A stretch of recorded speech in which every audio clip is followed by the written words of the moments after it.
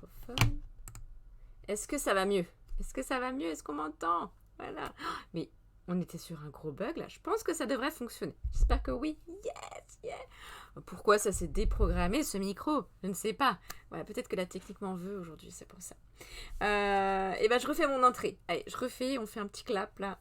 Je reviens au début. Ben voilà, bonsoir, merci d'être là. 619, ouais, merci. Peut-être un peu plus nombreux après. Qui sait. En tout cas, vous regardez aussi en différé et ça, c'est trop chouette. Merci d'écouter quelque peu l'émission voilà, Culture J dédiée à la culture et l'actualité culturelle. Voilà, j'espère que vous allez bien, que vous avez passé une bonne journée. Parfois, il y en a qui regardent en différé le soir, donc j'espère que vous êtes bien posés, que vous avez passé une bonne journée et que vous êtes prêts à vous détendre, mais en parlant culture, oui, c'est un petit peu le but. Ouais, plusieurs choses ce soir. Alors, comme d'hab, hein, ça va être un stream post-journée de boulot. Donc, un peu bricolé, complètement imparfait. Mais voilà, ça va le faire tout de même. Oui, on va parler de plusieurs choses. Alors, je vais faire une petite revue de presse. Comme d'habitude, j'ai lu des choses dans les revues, dans les journaux, sur les sites internet. Et puis, pas de tour dans une revue pour ados parce que j'ai absolument pas eu le temps d'ouvrir un magazine aujourd'hui, mais vraiment. Et puis, par contre, je vous conseillerais un manga, une série de mangas qui... Alors, j'ai lu le premier tome, franchement, top. Magus of the Library. Ben oui, Library. En anglais, c'est la bibliothèque. Donc, ça va parler de quoi? De livres. Et franchement, c'est un peu atypique par rapport à tout ce qui sort en manga, qui est grand public. Et c'est pour ça que je voulais vous en parler ce soir. C'est plutôt chouette. On a un univers très, très spécial, très particulier. Et ça nous fait en plus bien pas mal réfléchir. Donc ça, j'aime bien. Sinon, dans la revue de presse, mais oui, de quoi je vais vous parler? Je vais vous parler forcément, vous en avez entendu parler, mais oui, de Angela Merkel. Ça fait 16 ans qu'elle est au pouvoir à la tête de l'Allemagne en tant que chancelière. Hein. C'est un peu différent en Allemagne par rapport à chez nous. On va le voir après. Alors, elle a vu défiler 4 présidents français, plein de chefs de gouvernement, des ministres en fait, en voilà. Elle a affronté bien des obstacles, il y a eu des conflits durant ces 16 années. Il y a eu le Covid aussi en plus, donc c'est pas mal pour finir ça. Je sais pas si on peut dire un mandat en Allemagne, en tout cas quelques années au pouvoir. Et c'est bientôt la fin, oui, pour Angela Merkel, elle va partir de son poste, celle que tout le monde considère comme une femme puissante, mais qu'on appelle en même temps Mutti, voilà, qui veut dire maman en allemand. Donc peut-être tout est là dans cette sorte d'oxymore un peu improbable. Bien sûr qu'on en parle partout d'Angela Merkel et aussi dans l'Obs. J'ai sélectionné un long article sur son parcours et franchement super atypique, hyper passionnant. Donc je voulais vous le partager ce soir. Hello à ceux qui nous ont rejoints, merci d'écouter comme ça. Culture J, c'est cool. On va parler aussi de quoi dans l'actualité culturelle, en tout cas de ce que j'ai pu lire dans les journaux et revues, de Hugo Traverse, alors on prononce le S, alias Hugo Décrypte, qui est un jeune journaliste de 24 ans qui inonde les réseaux sociaux de résumés d'actualité et franchement c'est super bien fait. C'est un journaliste, il est jeune, il parle aux jeunes, il parle d'actu de manière différente et ça fonctionne à un tel point, ses vidéos cartonnent à un tel point qu'il est à la tête maintenant d'une entreprise de 13 salariés. Donc, comment le gars il est arrivé là? Comment il arrive à faire aimer l'actu aux jeunes? Mais oui, les jeunes là qui a priori ne s'intéressent plus à l'actu ni rien, ils sont beaucoup à le suivre. Franchement, il est pas mal. On est loin quand même ma petite communauté, mais que j'aime bien sûr.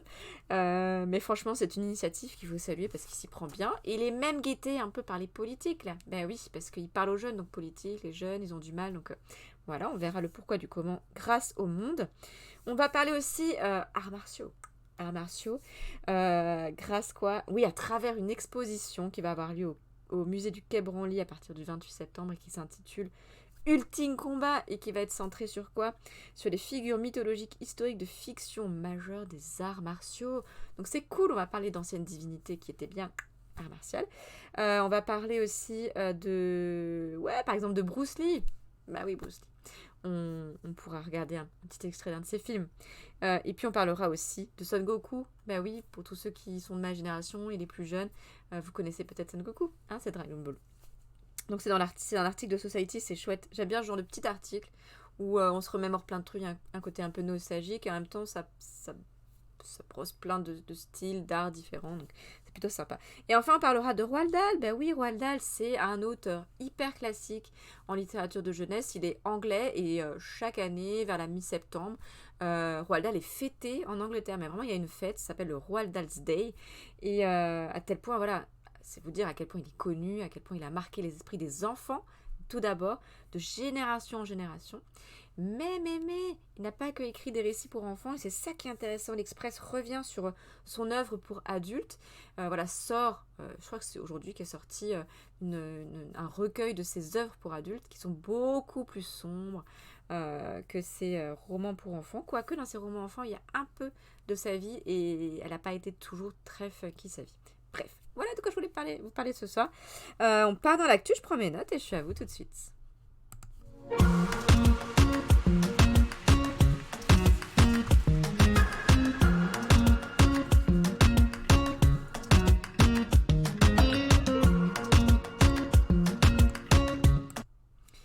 En premier lieu, on va parler de quoi? De qui? De Angela Merkel. Mais oui, ça y est, je pense que partout, on en entend parler. Pourquoi? Parce que cette femme est encore, parce qu'elle en a encore pour quelques mois, à la tête de l'Allemagne en tant que chancelière depuis 16 ans. Autant vous dire qu'il y a des choses, il y en a des choses à raconter en 16 ans de pouvoir. Des anecdotes aussi qui sont plutôt sympas. Et on verra qu'en fait, elle est complètement atypique, Angela Merkel. C'est-à-dire que elle vient d'ailleurs, on l'attendait pas, quoi. Elle était là, elle a résisté, et franchement, femme de poigne, femme puissante, et en même temps, on l'appelait Mouti. Pourquoi la mère? Parce qu'elle a le côté très, très protecteur, un peu attendrissant, donc voilà. Quel portrait sympa.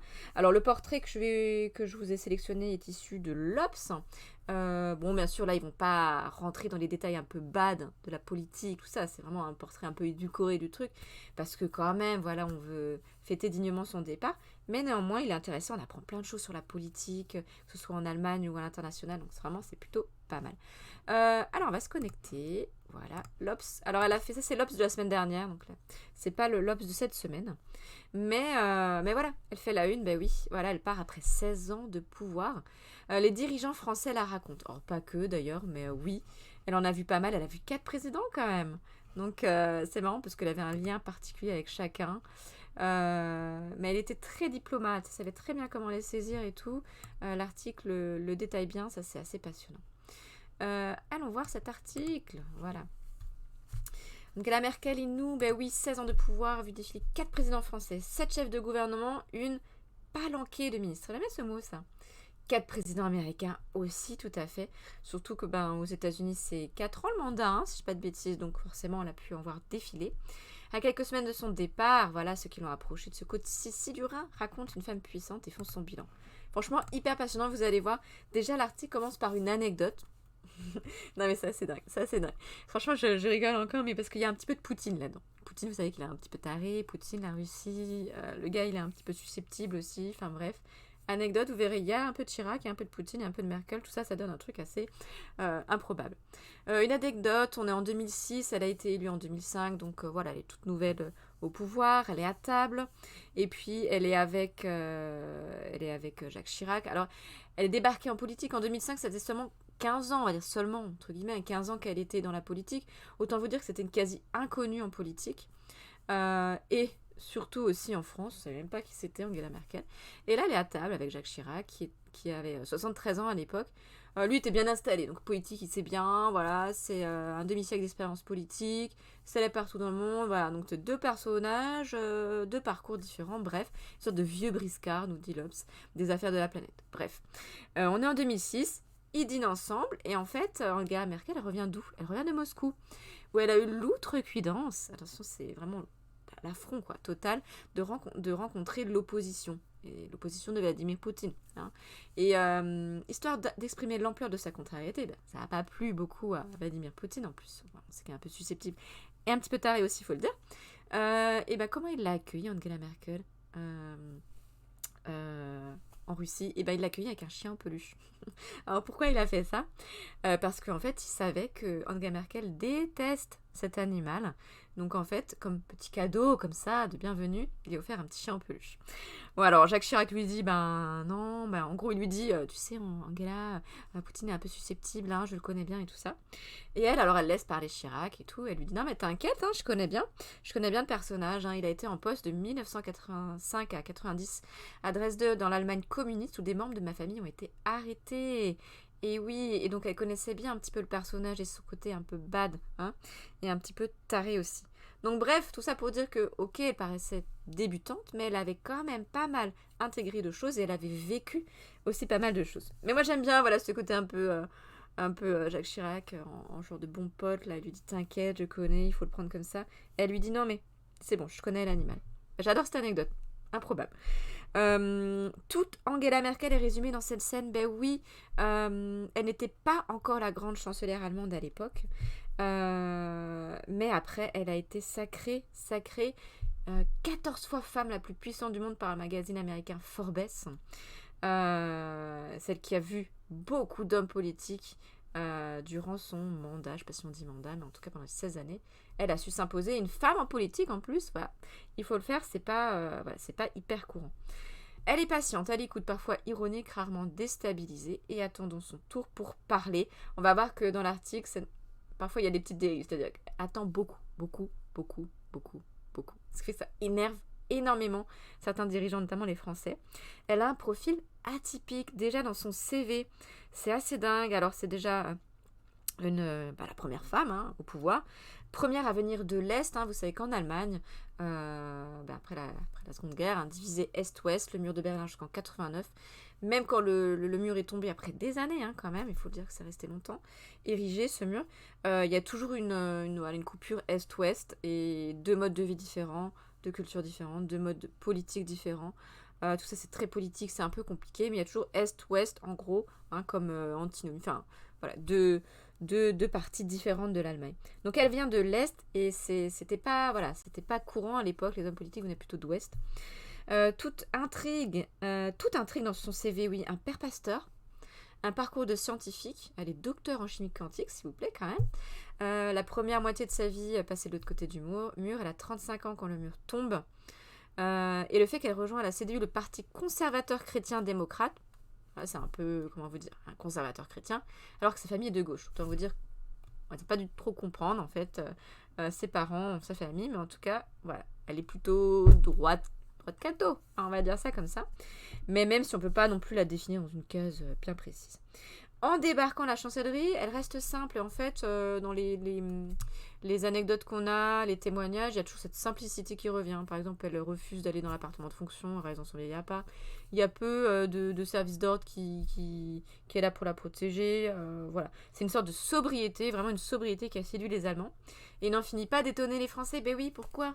Et ça, j'aime bien, c'est ce que c'est dit dans l'Obs. Parce qu'en France, voilà, les dirigeants politiques sont habitués au faste, des palais de la République, au tralala du protocole. Mais oui, bien sûr, quand il y a des sommets internationaux, il y a des buffets de malades. Elle, par exemple, elle prenait pas son petit déjeuner dans sa suite. Non, elle allait prendre le buffet avec un petit peu tout le monde. Voilà, les dirigeants français, notamment Nicolas Sarkozy, la regardaient toujours avec... Qu'est-ce qu'elle fait, en fait ? Pourquoi elle se mêle comme ça au petit peuple et tout ? Et ça revient beaucoup dans les témoignages. Elle voulait pas vraiment être mise en lumière. Elle n'était pas dans la séduction, nous dit Christine Lagarde, hein, qui était ancienne directrice du FMI. Voilà, enfin bref, un truc un peu compliqué à comprendre, mais en gros avec des finances internationales, c'est un peu ça. Voilà, c'est vraiment un choix délibéré. Elle n'est pas dans la séduction, elle passe partout, elle est près des gens, elle est près du peuple. Parfois ça peut étonner, en tout cas elle, le protocole, les tralala, les machins, c'est pas trop pour elle. Et ça c'est bien de noter parce que on est vite là-dedans quand on est politique et haut placé. Bon, physiquement, nous dit l'Obs, elle est reconnaissable. Coupe à la Jeanne d'Arc, éternelle veste en col. Est-ce qu'il faut vraiment analyser ça ? Je ne sais pas. Physique lambda, c'est vrai. Physique de tout le monde, mais en même temps, est-ce que voilà, on n'attend pas d'elle qu'elle soit non plus atypique de ce côté-là. Et puis oui, elle est surnommée Mouti, maman, ben oui. Il y a plein d'anecdotes assez sympas par rapport à ça. Par exemple, elle avait remarqué dans les réunions internationales qui sont souvent à rallonge, que Jacques Chirac n'était plus très attentif vers 11h du matin, quand il commençait à avoir faim. Jacques Chirac, pour les plus jeunes, ancien président, il est resté longtemps, en tout cas dans le monde politique, il a bien marqué son temps. Bref, vers 11h du matin, pas très attentif, les ventres qui grognent et tout, et elle lui faisait apporter des fruits, une petite corbeille de fruits, et aussi des fruits secs. Et oui, exemple d'attention, elle avait toujours un petit mot pour la famille d'eux, etc. Et elle n'hésitait pas, voilà, à une démonstration un peu d'affection également. Alors en Allemagne, c'est dit au milieu de l'article, c'est particulier le système allemand politique, puisque c'est pas du tout nous comme notre président, voilà. On a un chancelier fédéral qui est élu à la majorité absolue par le Bundestag sur proposition du président. Il n'est pas des chefs d'État, alors à la différence du président français ou de la reine d'Angleterre. Et sachant que le président en Allemagne, plus là comme représentation, tout ça, mais que les pouvoirs sont quand même concentrés, notamment le pouvoir exécutif, concentré vers les chanceliers, et la chancelière là en l'occurrence. Donc c'est assez particulier. Mais en tout cas, elle ne décide pas seule, c'est la fonction qui veut ça, elle a plein d'acteurs à côté d'elle, bien sûr, le Parlement, le président des Länder, en Allemagne c'est des Länder, donc c'est une sorte de pas de contrée, comment on pourrait dire ça, un peu comme... comme des départements, c'est un peu ça. Et aussi des ministres aussi. Alors il y a des lobbies, beaucoup de lobbies industriels qui font pression sur le gouvernement. Mais elle, parmi tout ça, elle arrive à s'y faire. Elle restait quand même 16 ans. Et elle a eu un fort caractère de négociateur. Et en fait, elle prenait son temps, quitte à torturer les autres dirigeants. En tout cas, tant qu'elle n'avait pas compris, on ne passait pas au point suivant. Nous dit Christine Lagarde. Elle prenait son temps un peu trop, on l'appelait la tortue Merkel, mais oui, elle avance trop lentement, à tel point qu'en Allemagne, ils ont inventé un néologisme, c'est-à-dire un nouveau mot, pour illustrer sa propension au petit pas. C'est merkeliser. Merkeliser, c'est quand il va tranquille, quoi. Tranquille, mollo, on attend de voir et après on agit. Donc en France, nous dit l'homme, ça a donné des crises d'urticaire à tous les présidents. Et Emmanuel Macron a quand même dit d'elle, c'est une poule assise sur des œufs. Genre, elle couve, mais ça n'éclot pas, quoi. Ça, il faut beaucoup de patience, c'est ça. Attendre est toujours sa première inclination, relate Nicolas Sarkozy dans son livre, bref. Ils sont tous d'accord là-dessus pour dire que elle prend son temps, elle y va mollo. Par contre, c'est dit plus tard dans l'article, une fois qu'elle a dessiné un truc, c'est cash, c'est direct. Et parfois, elle prend des décisions, elle y va, et il y en a qui disent ok. Les discussions, c'est aussi... se résume souvent aussi à des dialogues de sourds. Elle a vraiment dans cette optique-là d'avancer doucement et en même temps, parfois, elle se heurte un peu à un dialogue de sourds. Pour beaucoup, la chancelière a façonné aussi l'Union européenne à sa main. Bah oui, elle est très dans l'idée de l'Europe, tout ça, mais ça, c'est un peu compliqué à expliquer comme ça.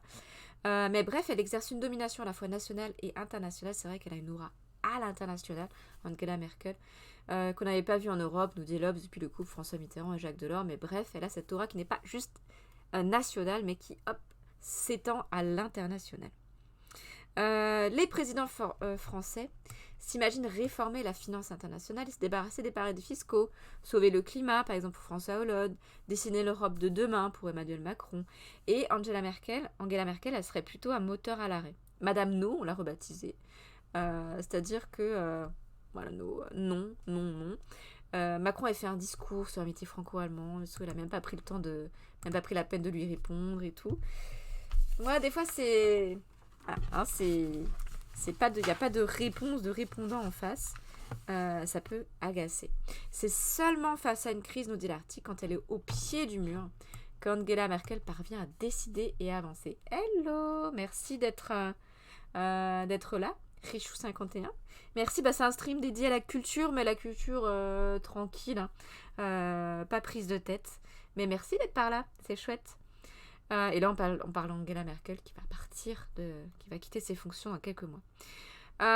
Donc voilà, elle va doucement, mais dès qu'il y a une crise, par contre, c'est cash, elle avance, elle y va, elle l'affronte, elle un peu badass, quoi, c'est ça. Par exemple, effondrement du système bancaire en 2008, Grèce asphyxiée par sa dette en 2009, Fukushima en 2011, les migrants à la porte de l'Europe en 2015 et le Covid depuis 1 an et demi. Tout ça, elle a vécu. Elle aurait été la chancelière des convulsions internationales. temps, voilà, convulsion. Mais capable de négocier en 3 nuits sans dormir, des choses assez dingues. Par exemple, en 2008, elle accepte un plan massif de sauvetage des banques. Ouais, grosse crise. Plan massif, toc, on n'attend pas trop là pour le coup. Catastrophe de Fukushima, vous le savez, tsunami, catastrophe nucléaire. Elle annonce la sortie de l'Allemagne du nucléaire plus tôt que prévu. Me prends pas la tête comme ça. Non, mais c'est vrai parce que des fois on a l'image un peu la culture. Oh, la culture, ça donne mal au crâne et tout. Où il y a un côté un peu, la culture, on se la pète. Ou voilà, on sait tout sur tout. Non, pas du tout. C'est plus la culture détente, c'est-à-dire que hop, on parle d'articles, de journaux, de revues, on parle un peu comme ça, on discute. Et puis je vous relate ce que j'ai lu. Et puis voilà, des fois on peut en parler aussi. Donc voilà, plutôt juste de ce côté-là. Donc ouais, voilà, elle décide de sortir l'Allemagne plus tôt, du nucléaire. Elle décide aussi d'accueillir en Allemagne 1 million de réfugiés qui viennent de Syrie, d'Afghanistan, d'Irak, etc. Au moment où il y a vraiment une crise des migrants, c'est-à-dire qu'en plus, une tonne de monde un peu qui sont là dans l'amalgame, migrants égale attention, danger, et on n'est pas trop dans l'optique d'accueillir des migrants. Elle, elle le fait assez rapidement aussi. Voilà, c'est un petit peu ce qui est dit dans l'article, c'est que, ok, elle attend, mais quand elle y va en mode badass de ouf, quoi. T'inquiète, je comprends. Ah, merci. Ces grandes décisions ont toujours été prises dans la tempête, ça veut pas dire qu'il n'y a pas eu de mauvaises décisions, hein. C'est vrai que l'article il est bien, là faire un beau portrait, mais parfois elle a un petit peu merdé aussi, hein, comme tout politique. Simplement, voilà, ils ont mis l'accent sur ces grandes orientations durant son mandat. Alors, beaucoup lui reprochent de ne pas avoir organisé sa succession. Apparemment, c'est un peu le bordel, hein. Il va y avoir quelqu'un. Ah, following. Et merci, c'est trop sympa. Tu es prof. Ouais, non, je suis prof doc, on va dire. Côté prof, parce que cours UMI, éducation, médias, information. Et côté doc, c'est le côté bibliothèque de la chose. Voilà, où on fait de la gestion, l'ouverture culturelle, tout ça. Donc, un petit peu des deux. C'est ça qui est sympa aussi dans le métier. Mais ouais, là, il y a un côté prof. Des fois, dans les streams, je suis un petit peu côté prof et tout. Je fais la démonstration. Voilà. Donc, je suis un peu dans mon personnage.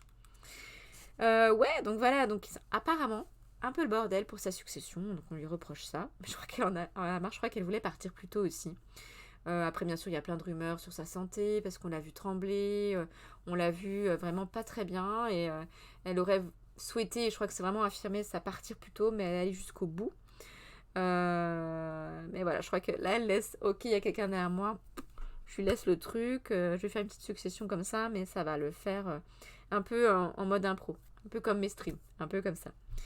Voilà, la liste est longue des sujets en souffrance de l'autre côté du Rhin. C'est vrai que quand même, il faut dire qu'il n'y a pas tout le temps des trucs hyper bien en Allemagne. Hein. Il y a des choses, bien sûr, ils galèrent. Il y a des dossiers sur lesquels ils sont hyper en retard. Par exemple, sur les infrastructures et le numérique. Et franchement, ils sont hyper à la bourre au niveau du numérique aussi en Allemagne. Mais c'est vraiment un point, ils sont tout en bas de la pyramide en Europe. Ils sont aussi, le taux de pauvreté en hausse. C'est vrai qu'on a beaucoup de populations pauvres en Allemagne. Et sur la scène internationale, ok, elle a une aura, mais c'est un peu à la traîne apparemment. Autre point noir, c'est l'écologie, parce que longtemps ils ont été pionniers en Allemagne de l'écologie en matière d'environnement, là voilà, le retrait du nucléaire, tout ça. Mais il faut savoir que l'Allemagne est quand même devenue l'un des principaux pollueurs, avec un record d'émissions de CO2 et des engagements climatiques bafoués depuis 2014. Donc une sorte de double discours, à la fois on recule par rapport au nucléaire, et puis on n'assure pas trop au niveau de l'écologie. Hello Caronix, merci d'être là. Alors Caronix, c'est un des piliers de l'émission. Merci d'être là, j'espère que ça va, que tu as passé une bonne journée. Mais c'est trop chouette, en vrai, vraiment, c'est trop chouette de te voir chaque soir. J'attends le moment où, si Noël te dit coucou, ou Caronix arrive après. Voilà, ça fait partie du petit rituel, moi j'aime bien. Heureusement que vous êtes là, c'est chouette. Donc voilà, une sorte de contre-discours et tout. Ah, j'ai fait un petit tournage pour ma chaîne. Oh, trop bien. Du coup, c'est tout seul, un petit peu en autodidacte, ou je sais pas si t'avais une petite équipe et tout. N'hésite pas à nous raconter des choses, c'est chouette. Ah, mais un tournage, du coup, c'est peut-être la première fois, parce que d'habitude, c'est écrit sur ta chaîne, un peu de critique, de lecture et tout. Donc, c'est peut-être la première fois, du coup. Voilà, et qu'est-ce qu'on peut dire aussi, c'est la fin de l'article. Oui, elle va avoir 67 ans. Ah non, elle a eu 67 ans depuis cet été. Elle va quitter la chancellerie. Presque un cataclysme outre-Rhin, oui. Parce qu'elle avait une habitude aussi de travail, certainement.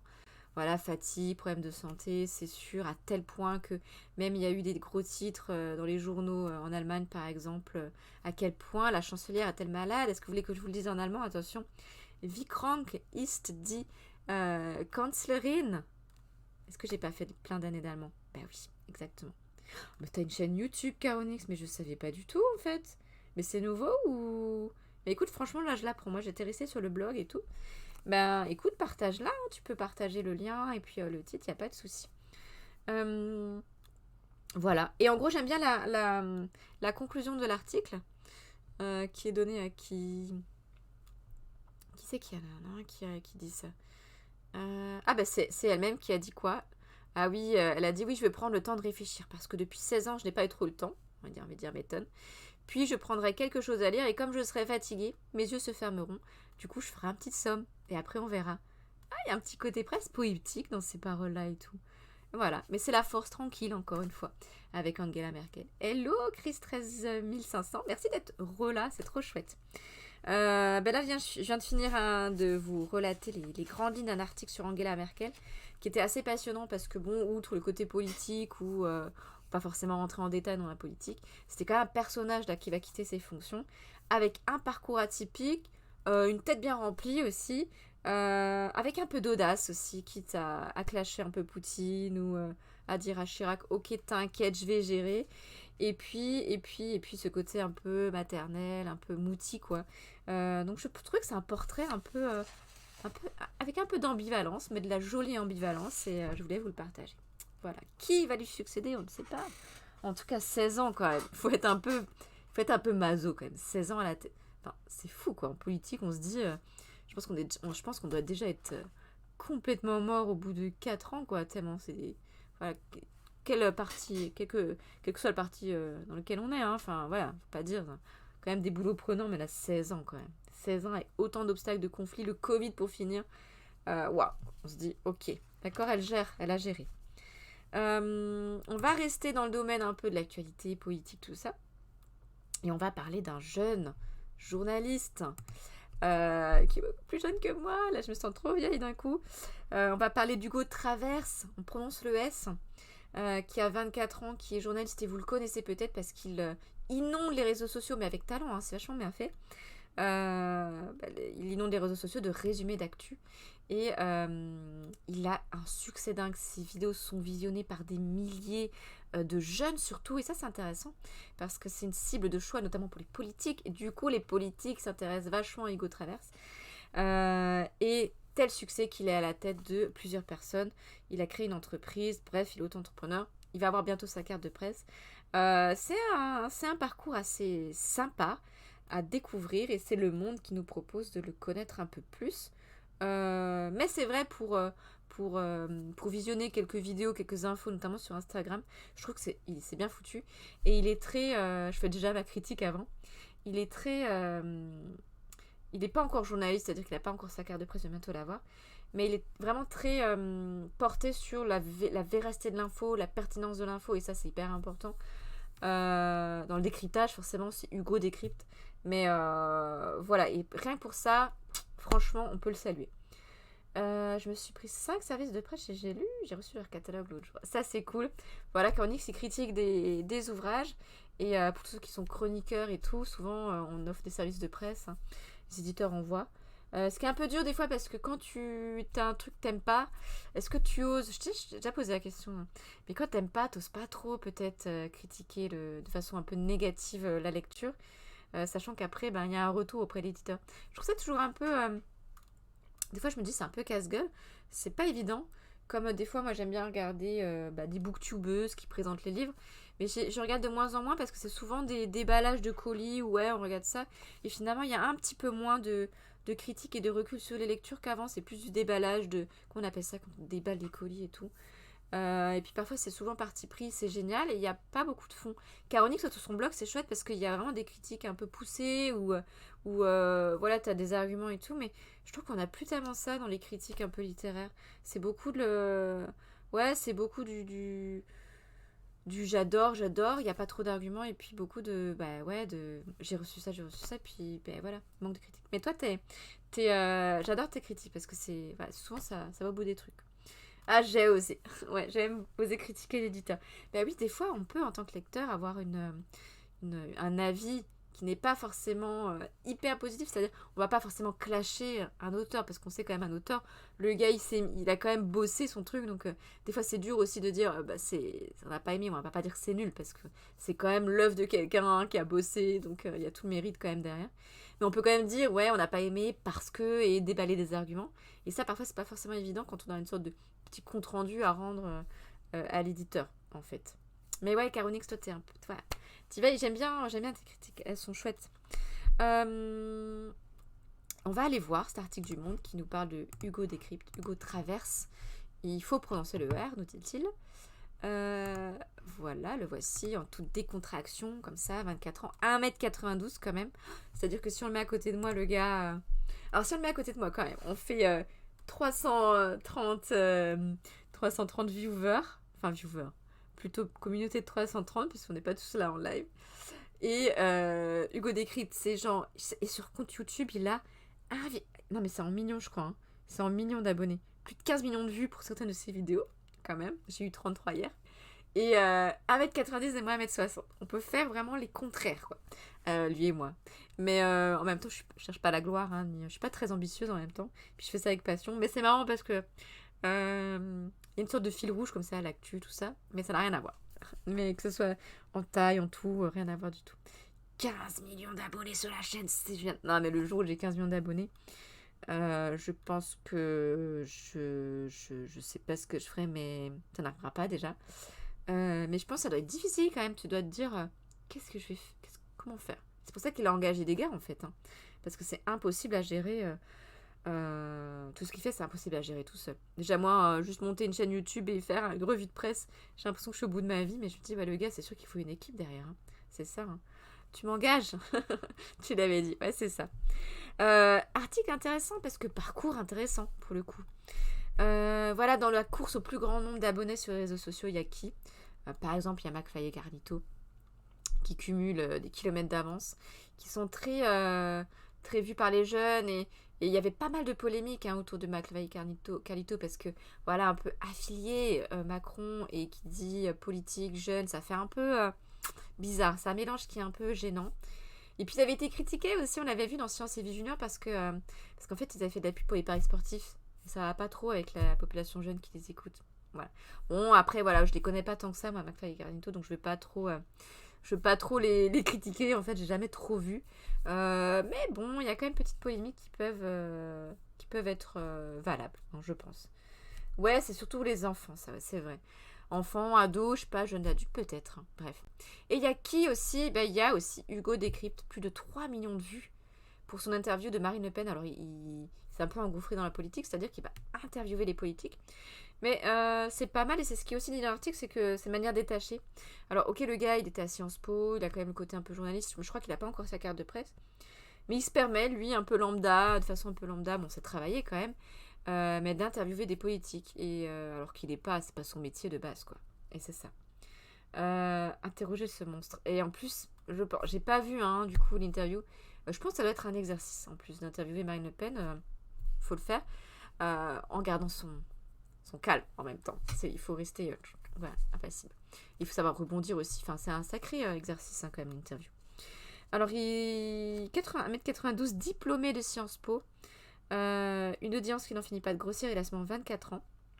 Il est déjà à la tête d'une entreprise de 13 employés, tous la vingtaine, postant quotidiennement des condensés d'actu sur TikTok, Instagram, Twitch, Twitter et même Spotify, avec un format favori sur YouTube.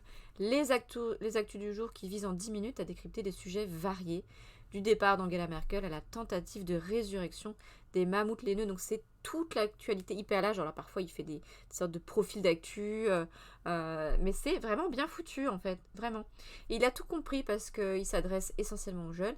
Les jeunes, ils n'ont pas le temps, ils scrollent là, les écrans aussi, donc ils sont dans cette sorte d'immédiateté, il faut que ça aille vite et tout. Et il a tout compris parce que c'est de l'actu, ça dure pas plus de 10 minutes, c'est simple, c'est hyper visuel, c'est punchy, c'est dynamique, c'est un peu haché, mais c'est très à la mode ça, donc il a tout compris et c'est pour ça que ça marche aussi. Bref. Il est pas con quoi, en gros on peut dire ça comme ça. En 2022, bien oui, qu'est-ce qu'il va y avoir Les élections présidentielles, donc là on va faire avec Hugo Décrypte, hein, c'est sûr. Et il va faire exploser les compteurs, c'est sûr. Et les politiques s'immiscent un petit peu là-dedans. Pourquoi? Parce qu'ils sont intéressés par Hugo Traverse. Ben oui, parce qu'ils auront tout à gagner à s'adresser par son biais. Il va se faire une sorte d'intermédiaire à une jeunesse qui boude les urnes. On voit bien qu'il y a des tentatives de certains politiques à s'adresser aux jeunes avec TikTok et tout. On a même Macron en petit t-shirt et tout, en mode décontracté, il fait genre presque il fait yesh, presque ça quoi. On sent que des fois c'est un peu maladroit. Voilà, il y a Mélenchon aussi sur Twitch. Voilà, ils sont tous là à essayer de parler aux jeunes puisque c'est un électorat qui est un peu boudé, qui boude effectivement les urnes et puis qui s'intéresse pas trop à la politique. Donc ça peut être éventuellement des voix en plus si ils arrivent à capter leur attention. Donc voilà, c'est ça qui est un peu... On va voir comment il va faire un petit peu dans les mois qui viennent. Mais c'est plus un petit jeune qui a son petit projet. Ben non, il a une responsabilité. C'est vrai qu'il a bien la tête sur les épaules. Et on le voit dans les actus qui partagent. C'est-à-dire que c'est toujours bien vérifié, c'est sourcé. C'est hyper important la source. Ça, c'est mon côté prof doc, mais c'est hyper important. Donc il fait vachement gaffe à ça. Et voilà, c'est juste la base. Il est conscient qu'il a un rôle ultra important pour accrocher les jeunes à la politique. Alors il dit qu'il veut faire de façon neutre et tout ça. Mais voilà, c'est pas un exercice évident. Alors, il a grandi dans les Hauts-de-Seine. Hein. Sa mère travaille dans les ressources humaines, son père dans le marketing. Donc, il y a quand même le marketing quand même, qui baigne un peu dans le sang, quoi. C'est un peu ça. Et puis, il n'hésite pas à y aller, cash. Il a interpellé notamment la ministre de l'Enseignement supérieur quand il y avait eu les universités fermées, le distanciel, les étudiants qui étaient quand même, faut le dire, pas très bien moralement, physiquement aussi, c'est la galère. On a vu les files d'étudiants là qui faisaient la queue pour aller manger.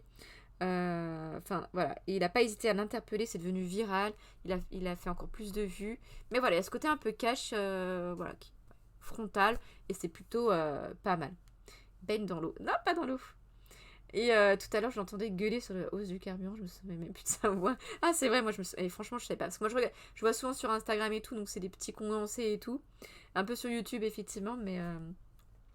Ah, mais Samuel... Et coucou RLB29, ça fait longtemps, merci d'être là. Samuel Etienne, mais oui, grâce à qui j'ai tenté de faire un truc sur Twitch, parce que j'adorais ses revues de presse. Mais il est revenu, Samuel Etienne. Je viens de voir ça, mais genre il y a 2 jours, en fait, mais ça fait, je crois, 2-3 semaines qu'il est là. Il est revenu, moi j'adore ses revues de presse.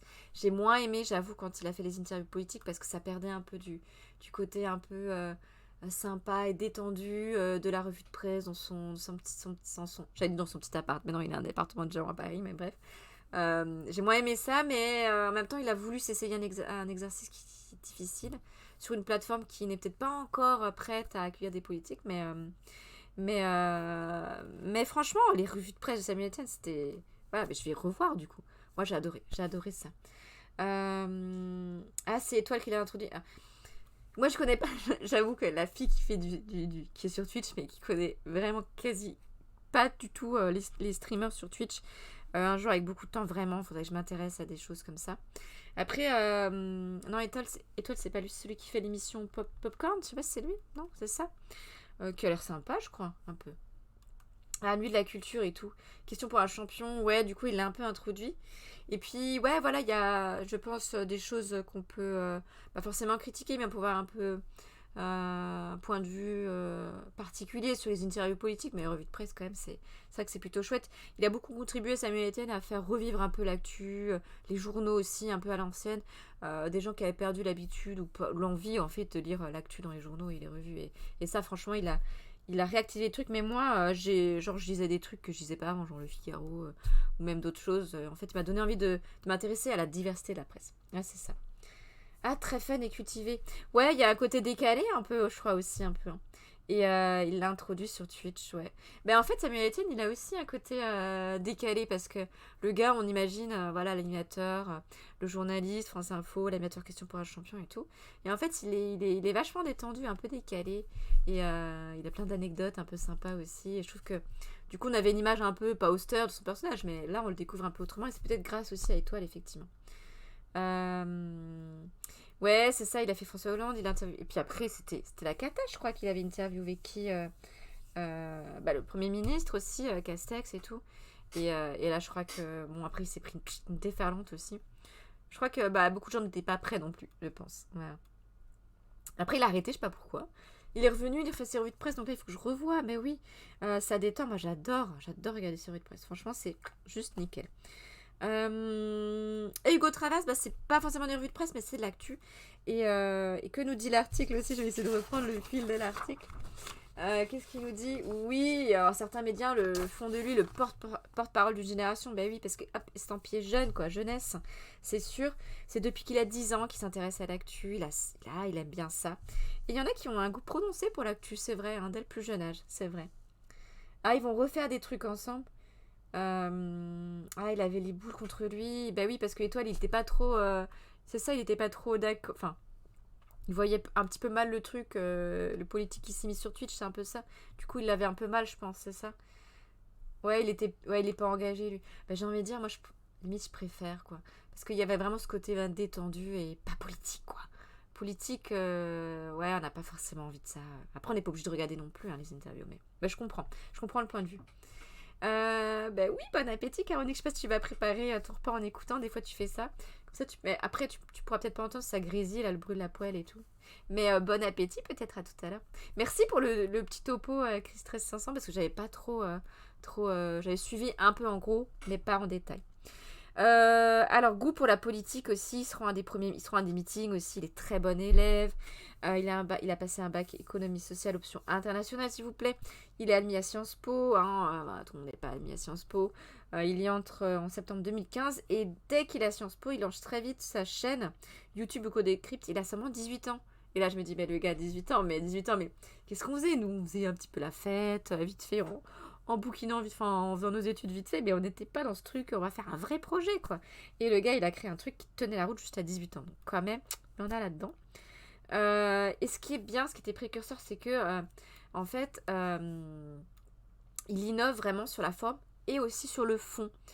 Alors, il y a des... Bon, déjà, sur Twitter, il inonde un peu d'infos, mais qui sont sourcées, ça change, quoi. C'est autre chose que BFM, ou voilà, ces chaînes en continu, où parfois, il y a de l'info. C'est pas l'info, c'est immédiate, mais pas forcément toujours hyper pertinente. Et puis, il veut jouer la carte de la transparence, ça c'est bien, la liberté de ton aussi. Et il peut expliquer, alors on disait que tout à l'heure, il a gueulé sur la hausse du prix de l'essence, une sorte de liberté de ton qui fait que, voilà, il y va cash, il n'y a pas de... Ce côté un peu... C'est vrai qu'on est un peu méfiant vis-à-vis des médias. Je sais pas si c'est en France, partout ailleurs. Mais là, on est moins méfiant parce que en même temps, il a un recul lui-même sur les choses aussi. Et là, c'est intelligent parce qu'il évolue avec l'évolution de l'info aussi et du journalisme. Et là, par exemple, sur Twitch, il fait des conférences, des genres de conférences de rédaction directe. Conférences de rédaction, c'est en gros les journalistes qui se mettent en rond autour d'une table et qui décident de quoi ils vont parler dans leurs journaux, etc. Et lui, il le fait en direct sur Twitch, ce qui fait que tout le monde peut interagir, savoir de quoi ils vont parler. Je trouve ça, c'est vraiment l'avenir. Il a tout compris, le gars.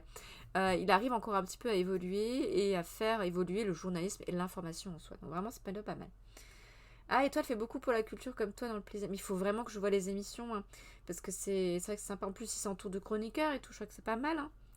Fait toujours rire quand les gens râlent pour le carburant. On choisit rien, en fait, les gens, parce que c'est l'État. Ouais, c'est vrai que moi je t'avoue, quand je fais mon plein d'essence, j'ai tendance un petit peu à pleurer aussi, un petit peu à râler. Après, quitte à râler sur le gouvernement, je sais pas. J'aimerais faire autrement, je vous avouerai, prendre les transports en commun et tout, mais il y a quand même un problème d'infrastructure en France, je suis obligée de vous le dire. Que moi, je bosse à 30 et quelques kilomètres, c'est pas non plus là, le bout du monde, mais c'est pas desservi par le train, par exemple. Donc voilà, et puis on est envoyé. Le covoiturage, c'est difficile quand t'as les gamins, les machins, tout ça. Donc j'aimerais ne pas prendre d'essence, tout ça, mais je suis encore en train de pleurer. Oui, c'est vrai. C'est le cours du produit, c'est vrai. Après, on se dit toujours qu'il y a quand même un truc politique derrière. Tout ça, c'est des trucs politiques derrière qui nous dépassent un peu, mais effectivement, il y a le cours du produit. Mais oui, c'est vrai. Et effectivement, je suis d'accord avec toi. Mais oui, mais est-ce qu'on n'est pas râleur un peu? Le français est râleur, c'est pas le gros cliché qu'on a? Ben oui, on est un peu râleur. En même temps, ouais, je râle pas, mais je pleure quand même quand je fais mon plein d'essence. Je vous l'avouerai. Parce que là, c'est juste horrible. Et encore, il y a quand même une époque où je faisais 2 heures de route. 2 heures le matin, 2 heures le soir. Là, c'était un plein par semaine. Là, c'est pas je pleurais. Là, je décédais devant ma pompe à essence. Mais clair. Je faisais des petits covoiturages, alors 3 euros par-ci, 3 euros par-là, en blablacar et tout. C'était sympa. D'ailleurs, l'époque blablacar, je rencontrais plein de monde. Pas trop de gens chelous. Mais vraiment. Et en plus, je me suis fait des copines et tout. C'était vraiment sympa. Demain, attends, ils vont insulter. Eh oui, mais il faut toujours un punching ball. Hein. Il faut toujours quand même quelque chose. Le cliché des Français râlent. Après, voilà, c'est parce qu'on est en colère, parce qu'on vit un truc, on subit ça comme une injustice, et donc c'est notre moyen aussi. Je parle au nom de tous les Français. C'est notre moyen aussi de nous défouler, quoi. Voilà, c'est un peu ça. Mais c'est vrai qu'il y a ce côté un peu too much qu'on a sur les réseaux sociaux aussi. On se déverse, alors, la colère, machin et tout. On déverse tout, ça va pas que ça, donc, sans queue ni tête ni rien. Et il y a ce côté vraiment agaçant, c'est vrai. Moi, je suis plutôt dans le style, voilà, mais je pleure en silence, par contre, c'est ça. Ouais, c'est ça. Mais ouais, je peux te comprendre, c'est vrai. Ah oui, autre sujet sympa celui-là, parce que j'aime bien, parce que ça va être, ça va parler de plein d'arts différents, de cultures, de styles de culture différentes, et surtout, attention à ce que je le fais bien, d'art martial. On va aller guetter un article de Society, le Society qui est sorti là il n'y a pas très longtemps, aujourd'hui, c'est tous les 15 jours, Society, et il y a un article sur cette expo qui est là, qui s'intitule Ultime Combat, c'est à partir du 28 septembre jusqu'en janvier, qui va se tenir au musée du Quai Branly, le musée Jacques Chirac à Paris, et qui est intéressante, qui s'intitule Ultime Combat, et qui va s'intéresser aux figures historiques et mythiques des arts martiaux dans la fiction notamment. Et c'est chouette parce que du coup on va avoir des choses très différentes, et c'est l'occasion d'aller voir par exemple un petit extrait de Bruce Lee, de parler des divinités un peu cheloues. Franchement c'est plutôt pas mal. On va aller voir cet article. Les instruments avec l'internet plus en série. Ouais, je sais pas. Après, si on est dans une analyse lambda vite fait, avec la psychologie de base, je dirais que ouais, internet c'est le défouloir facile. Hein, on est derrière son petit pseudo, on a passé notre journée, on était un peu vénère au boulot, on a plein d'injustices, on galère et tout, parce qu'on est quand même dans une vie où, globalement, sauf si on est ultra riche, on galère et où on a des rythmes de vie un peu de ouf et tout ça. Donc il faut bien un défouloir, c'est souvent internet un petit pseudo, hop, on peut déverser notre haine. Par contre, il faut pas oublier qu'on est des humains sur Internet, donc il y en a qui reçoivent un peu cette haine dans la tronche. Hein, c'est un peu ça. Oui, alors on va aller voir quelques films, des films cultes notamment, et moi il y a des films que je connaissais pas, hein, je vous avouerai. Maître de combat, mais oui, et il y a des figures mythiques bien sûr. En bas à droite, oui, c'est c'est le fondateur, on va dire, et il est là, du judo, et on va le voir après. Et qui était pas mal aussi dans le... Parce que vous le savez, le judo, hein, c'est pas juste de la martiale, c'est aussi des valeurs derrière. Et il y avait... Voilà, c'est lui qui a fondé le judo tel qu'on connaît, avec le mélange art martial et les valeurs qui sont associées au judo, donc ça c'est plutôt pas mal. Maître de combat, ben oui, Danuman, Shang-Chi, en passant par Bruce Lee, voilà les figures mythologiques, historiques et de fiction majeure des arts martiaux ont défilé pendant plus de 2000 ans. C'est pour ça que cette expo a l'air géniale, c'est que vous n'êtes pas centré juste sur une époque, et là c'est 2000 ans qui défilent devant vous, avec ce fil rouge là des arts martiaux dans la fiction, et ça c'est plutôt bien. Et on va saluer vers lui. Ouais, j'avais son portrait. Ah ouais, pendant 12 ans, mais non. Ah oui, parce que t'as fait du judo, j'imagine, donc ils ont affiché le portrait, ce serait normal. Alors, on commence par quoi? Pas Hanuman. Alors, Hanuman, je pense qu'on prononce comme ça. Hein. Divinité tutélaire de la lutte. Là, on remonte à l'épopée mythologique hindoue du Ramayana. J'espère que je prononce bien l'un des plus anciens textes sur les techniques de combat. Rédigé quand, un truc de malade, entre le 2e siècle avant Jésus-Christ et le 2e siècle après Jésus-Christ.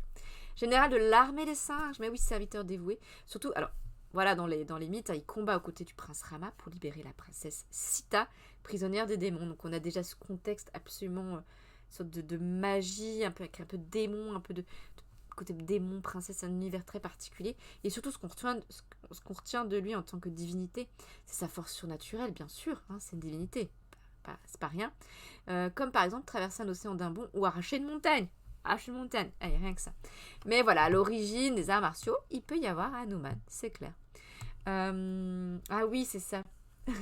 Ça me parle cet article. Ben oui, si en plus vous avez une petite aspiration pour une appétence pour les arts martiaux, peut-être que ça va vous parler toutes ces références. Bruce Lee, est-ce que c'est pas le maître, hein, Bruce Lee? Ben oui.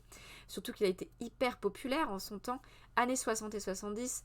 On a une sorte de mondialisation des arts martiaux, c'est-à-dire qu'avant c'était un peu confidentiel, et là c'est sur le devant de la scène, et Grâce à qui? Notamment grâce à Bruce Lee. Bah ouais, des films. Bien sûr, un succès planétaire, même si vous ne l'avez pas vu, vous connaissez ces noms. La Fureur du Dragon, par exemple. La Fureur de Vaincre. Ça fait partie. Opération Dragon aussi en 73. Il y a souvent Dragon dedans. Dragon. Mais on a cette inspiration, forcément, des arts martiaux qui se rejoignent. Alors, il a appris, enfant, grâce à un maître. Souvent, vous avez un maître, quand même, dans les arts martiaux. Les rudiments du Wing Chun. Avant de créer plus tard une nouvelle discipline de Kung Fu, inspirée de la boxe anglaise et des mouvements de cha-cha-cha. Et c'est tout hyper chorégraphié et c'est hyper beau à voir en fait. Bruce Lee, il est là grâce à qui? À Yip, c'est ça, instructeur d'arts martiaux Yip Man. Yip Man, c'est ça. C'est ça, Yip Man, c'est ça. Je sais pas comment on prononce Yip Man, je pense comme ça. Je fais que le dire, je connais par cœur. Ah, tous les films, Yip Man sont magnifiques. Ah, bah il faut voir. Et heureusement que tu es là aussi pour donner quelques infos en parallèle, parce que franchement, moi, de nom, je connais pas. Et il faut aller voir un petit peu Bruce Lee, là, qu'est-ce que ça donne. Vous allez voir, c'est vraiment beau, c'est un peu chorégraphié et tout. Donc on est quand même dans des scènes de combat, mais voilà, il y a un côté un peu kitsch, mais qui est chouette aussi. Et forcément, on est dans les années 70 aussi.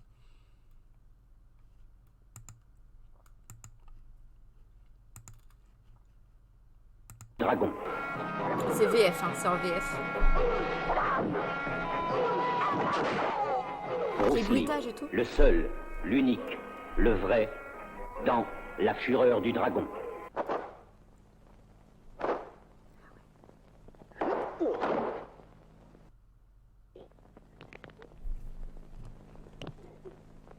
Mais en fait, il fait craquer ses mains. J'ai pas eu le temps de voir la bande-annonce, j'espère qu'il n'y a pas trop de trucs choquants quand même. Mais le gars, il fait craquer ses mains. Alors, j'aimerais pas être à la place de l'autre dans son fauteuil parce que là, juste le craquement, il est absolument formidable.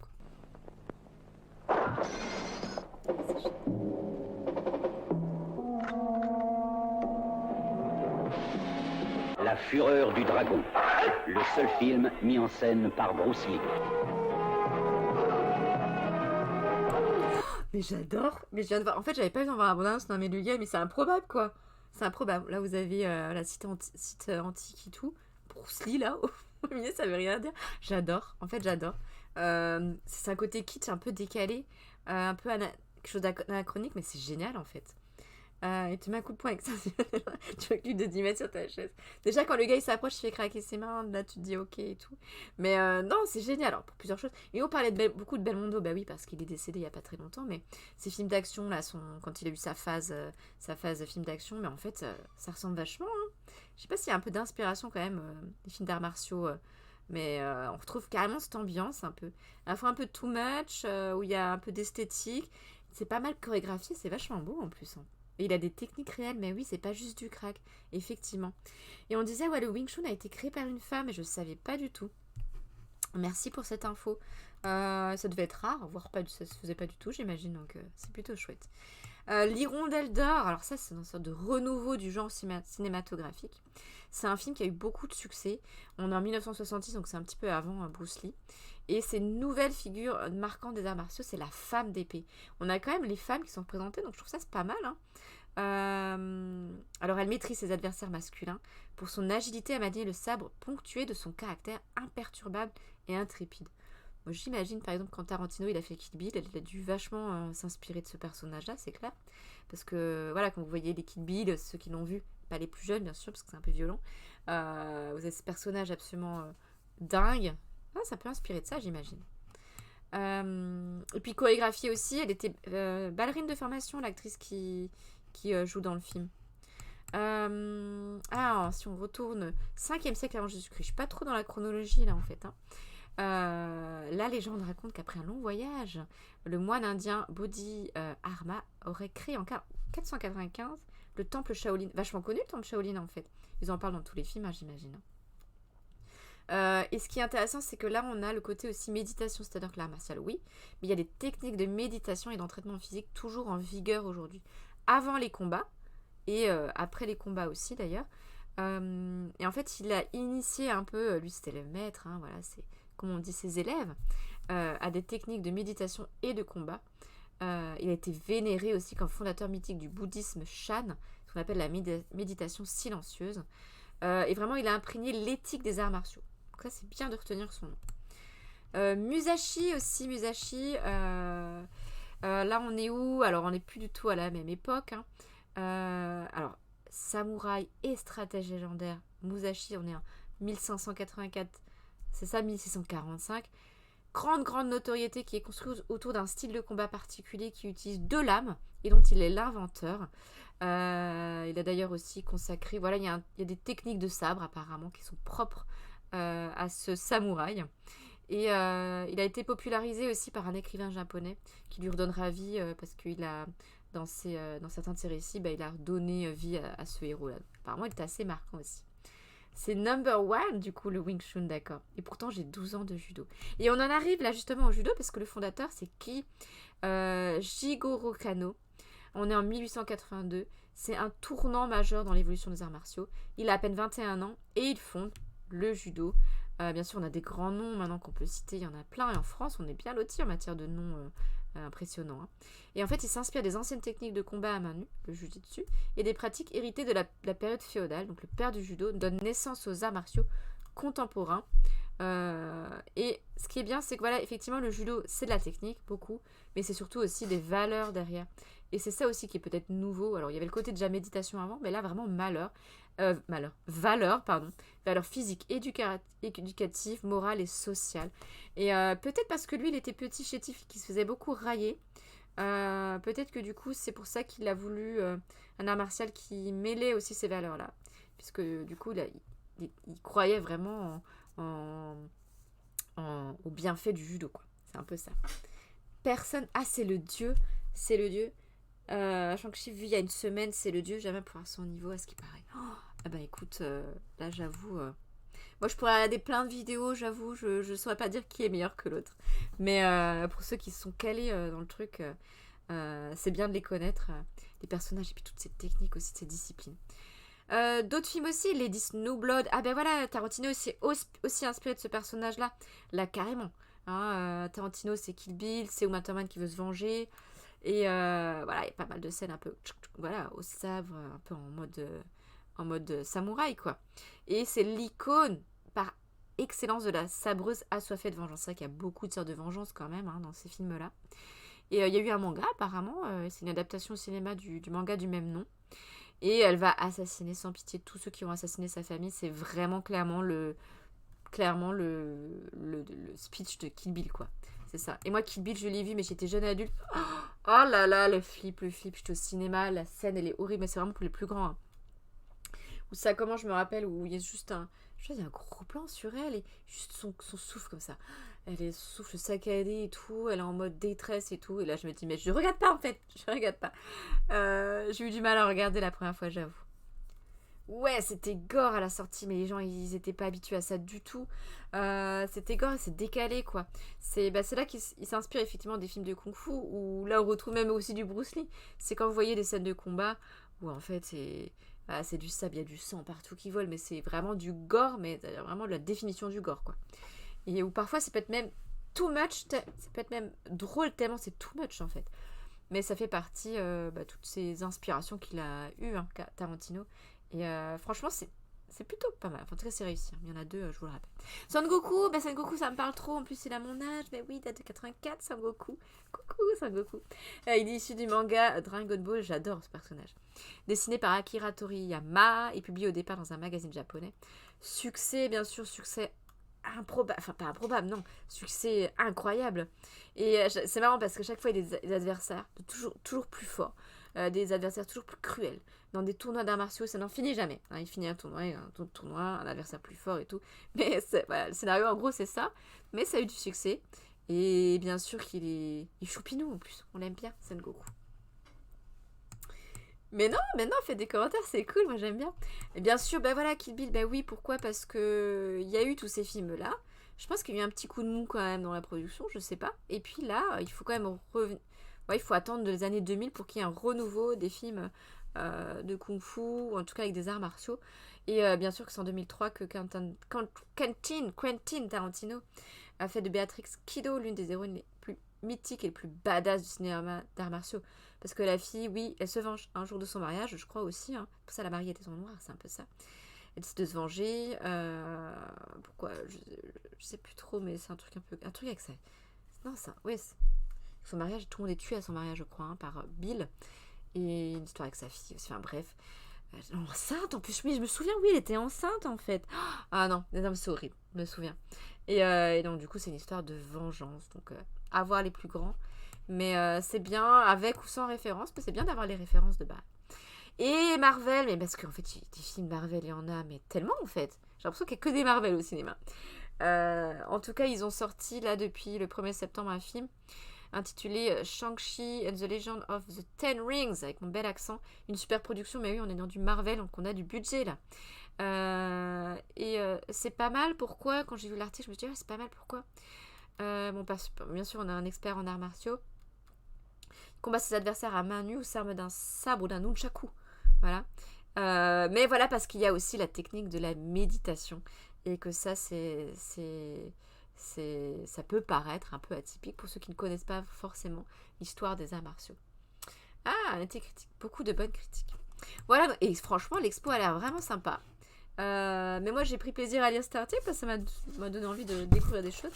Et ça m'a rappelé aussi des trucs. Et là, j'aime bien, moi, quand ça rappelle ce côté un peu nostalgique, mélancolique, on aime bien. Ben oui, c'est clair. Dans la revue de presse, rapidement, aussi, je vais vous parler complètement autre chose. Ah, j'ai pas de film. Le film est beau. Ah, ok. Le film, lequel? Kill Bill ou le tout dernier, le Marvel? Du coup, parce que comme j'ai un décalage avec le chat, en plus, des fois, je sais plus de quoi on me parle. Oui, dernier article que j'ai sélectionné pour vous, c'est juste un petit encart, mais j'aime bien, j'ai envie de vous le partager. Sur Roald Dahl. Roald Dahl, c'est... Voilà, Roald Dahl, c'est l'écrivain de jeunesse par excellence devenu classique. Il a fait Charlie et chaque chocolaterie, James et la grosse pêche, La potion magique de Georges Bouillon, Fantastique maître Renard. Il est très connu pour ses œuvres de jeunesse qui ont, c'est vrai, traversé les générations et marqué les esprits des enfants parce que ça bouge pas en fait avec le temps, hein, quasi. Et il est devenu classique surtout au Royaume-Uni. Il y a carrément un jour qui est dédié à Roald Dahl. Il est fêté, c'était en mi-septembre, c'était il n'y a pas très longtemps. Ah, le Marvel, ok. Le Marvel, ouais, pourquoi pas. Hein. Après, en plus, ils ont le budget. Donc, on peut se dire aussi au niveau esthétique, il y a intérêt à ce que ça soit quand même de niveau. Voilà. Mais moi, j'aime bien ce mélange, arts martiaux et méditation. Et je pense qu'en plus, avec du budget, ça peut donner quelque chose de sympa. Et voilà, Roald Dahl, grand auteur, mais en fait, il est estampillé un peu jeunesse. Mais il y a une œuvre, peut-être plus méconnue, qui est très adulte. Et la plupart de ses œuvres, que ce soit romans, nouvelles, romans et nouvelles, je crois, et récits autobiographiques sont regroupés dans un grand recueil Contes de l'inattendu. Alors 1500 pages quand même, mais c'est un recueil, donc plusieurs œuvres là-dedans, plusieurs ouvrages, aux éditions Gallimard. Et moi, ça m'a donné trop envie de redécouvrir Roald Dahl parce que il a une vie particulière et ses récits, il y a des récits assez sombres quand même. Non sans un humour un peu décalé parce que ça reste Roald Dahl et que c'est ça qui est sympa. C'est un article de l'Express, mais vraiment assez court. C'est pour ça que je prends le temps de vous le partager, parce que bon, ça va vite quand même. Voilà, ce n'est pas qu'un amuseur pour enfants. Mais d'ailleurs, souvent, ceux qui font rire, hein, c'est vrai que ceux qui font rire, mais que ce soit dans la littérature ou autre chose, hein, souvent les comiques, ce sont des personnes qui sont un peu quand même sombres dans la vie. Il y a ce côté-là qui est... Voilà, je m'avance pas trop, hein, c'est souvent le cas quand on pense à quelques personnes comme ça. Aussi. Il faut regarder les ouais, c'est exactement ça, tout à fait. Bref, le Roald Dahl, on a souvent en tête une image réductrice, nous dit donc l'Express. Le grand-père idéal qui fait rigoler les enfants, ce côté un peu funky, voilà. Il faisait presque 2 mètres, le gars. En plus, ouais, voilà, au niveau physique, il imposait. Alors, je sais pas quand il est décédé, Roald Dahl, je sais plus, j'ai pas sa date de naissance, j'ai pas. Mais bref, il devait en imposer quand même, hein, parce que grand, calvitie, un peu ce côté un peu austère. Mais en même temps, voilà, hyper accessible. Il était proche de la nature, hyper simple. Le cliché. Plaid écossais sur les genoux, un crayon papier à la main. Un crayon papier ou un crayon papier? Et son écritoire recouvert de feutrine, bouteille devant lui. Voilà, petite séance... Oh, j'ai un avion. Je me dis, c'est un avion ou un orage? Non, c'est un avion. D'écriture, voilà. Donc, plein de clichés, mais en gros, il n'y a pas que ça. Ben oui. Alors, il est né en 1900... Ah ben si, voilà, né en 1916. En Pays de Galles, de parents norvégiens. C'est un aventurier dès le plus jeune âge. exemple Jamel Debbouze. Mais oui, mais il y en a plein d'exemples comme ça. C'est pas forcément qui me viennent, mais ouais, même quand vous prenez les comiques du genre des proches, enfin voilà, même les anciens un peu, en fait, ils sont toujours à côté sombre, quoi, en eux, ça c'est clair. Il commence à travailler pour une compagnie pétrolière en Tanzanie, il devient pilote de chasse dans la Royal Air Force. Et oui, et tout ça c'est raconté d'ailleurs dans une de ses autobiographies qui s'intitule Escadrille 80, qui était publiée en 86. Et en fait, il n'avait pas sorti indemne, il est même foncé, je crois, dans un rocher à un moment. Il a perdu la vue pendant plusieurs jours, mais voilà, c'est un choc qui a marqué sa vie. On va dire oui, c'est sûr. Était salvateur pour lui. Donc, bref. Après, avant, il est rentré aussi dans le contre-espionnage britannique. Truc de fou quand même. On peut pas tous avoir une vie comme ça. Et c'est après ça, après toutes ces épreuves, qu'il écrit des textes adultes et voilà, cash, tels que Coup de chance. Et en 46 paraît son premier recueil de nouvelles que vous pouvez maintenant découvrir. Mais c'était déjà imprimé, je crois, à tire-d'aile. Et il a fait beaucoup de nouvelles. Et ça sera vraiment le moyen de gagner sa vie, la nouvelle. Il a beaucoup gagné sa vie avec la nouvelle. Et son laboratoire artistique, il testait plein de choses avec les nouvelles. Xavier de Maison. Oui, après l'attentat. Oui, je crois qu'il était, comment on dit, trader, hein, je crois. Hein. Xavier de Maison, il me semble. Hein. Il a bossé. Mais il était trader là-haut. D'accord. Et écoute, je savais pas. Je savais pas. Je sais qu'il était trader, qui a changé de vie, mais ouais, effectivement. Mais c'est exactement ça. Et souvent, ce sont des personnes, un humour un peu décalé, un humour un peu noir, mais on sent qu'il y a quand même une part un peu de sombre. Hein. Écoutez, Dr. Jekyll, Mr. Hyde, un peu ça. Alors, dans ce volumineux recueil, on trouve bien sûr des romans plus adultes comme Bizarre Bizarre, Kiss Kiss, La Grande Entourloupe, où on trouve sa patte. Et c'est un mélange de plein de choses. Alors, il y a toujours un peu de fantasme, un peu grinçant, c'est un humour très british aussi, hein, Roald Dahl. Une sorte de bonhomie anglaise, c'est-à-dire à la cool, quoi. Quelqu'un de sympa, voilà, c'est un peu ça. Et un humour noir comme Edgar Allan Poe, nous dit l'article. Effectivement, une sorte de folie aussi qu'on peut tenir des Russes. Il avait tout ça, plein d'écrivains en lui, plein de personnalités en lui, qui se retrouvent dans ses écrits plus adultes. Et une grivoiserie aussi, attention. C'était un petit peu, un petit peu chaud parfois. D'ailleurs, certaines nouvelles avaient été commandées par Playboy. Je ne dirai pas plus. Il s'était confié quelques fois, mais je pense que c'est pas évident de se confier là-dessus. Mais effectivement, on peut dire que ça marque. Hein, ce genre de choses vécues, c'est un peu dingue. Et puis oui, il y a 2 autobiographies qu'il faut connaître aussi si vous n'avez pas l'occasion de lire les nouvelles. Il faut se pencher sur les autobiographies parce que c'est... Alors moi, je les avais lues mais il y a très longtemps, j'avoue. Mais elles sont vraiment chouettes parce que, ok, on a la vie, à la fois Moi Boy, c'est vraiment l'enfance de Roald Dahl. Et il a eu une enfance un peu spé. Et Escadrille 80, sa vie d'adulte, notamment quand il est dans la Royal Air Force. Et on retrouve sa patte, clairement. Donc Moi Boy, on a... là, je suis sur le site de Babelio. Voilà, son enfance qui est racontée. Et en fait, heureusement qu'il y a ceux qui écrivent qui nous racontent aussi, ça me permet de me remémorer le truc. Et en fait, c'est un garçon de bonne famille, donc comment il est élevé quand on est en bonne famille? On va en internat. On a une sorte d'uniforme et on subit les châtiments corporels ces années 30. Hein. Des opérations à la maison en mode sans anesthésie. C'est un peu dur, quoi. C'est un peu rude, mais en même temps, il a été heureux, il a une enfance heureuse, donc c'est un mélange des deux. Et c'est pour ça qu'il y a plein de situations, c'est ce que nous dit l'internaute là sur le site Babelio, une sorte de situations tragicomiques et un beau répertoire de caractères. C'est bien de dire ça, mais effectivement, c'est ça. Si on lit quelques extraits...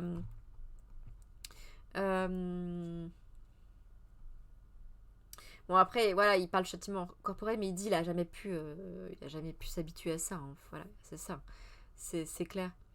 Il y a beaucoup de recul aussi sur son métier d'écrivain et tout. Et puis la manière... C'est marrant parce que c'est une autobiographie, puis il revient sur sa manière d'écrire, une sorte de mise en abîme comme ça, qui est assez sympa. Mais on retrouve du tragique, du comique, du Roald Dahl, quoi, carrément. Hello, Caroline, j'espère que t'as bien mangé. Merci d'être là, c'est chouette. Et puis Escadrille 80, parce que là, on le retrouve en Afrique, aujourd'hui la Tanzanie.